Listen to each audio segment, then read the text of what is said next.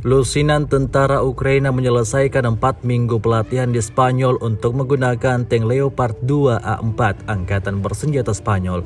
Rekamannya ramai beredar di media sosial Telegram pada Selasa 14 Maret 2023. Sebanyak 40 awak tank dan 15 spesialis mekanik dilatih di pangkalan militer di Zaragoza, timur laut Spanyol dalam penggunaan tank tempur modern.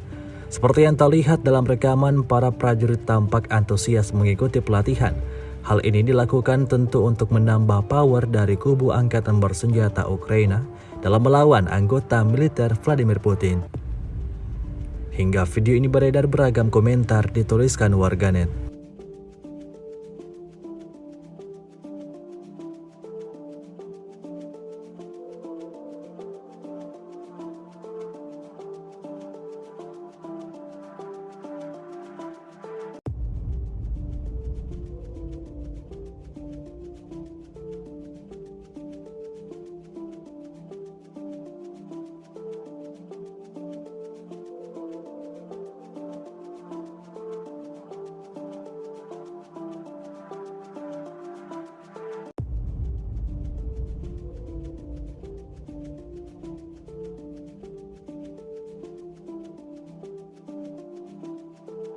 Terima kasih sudah nonton.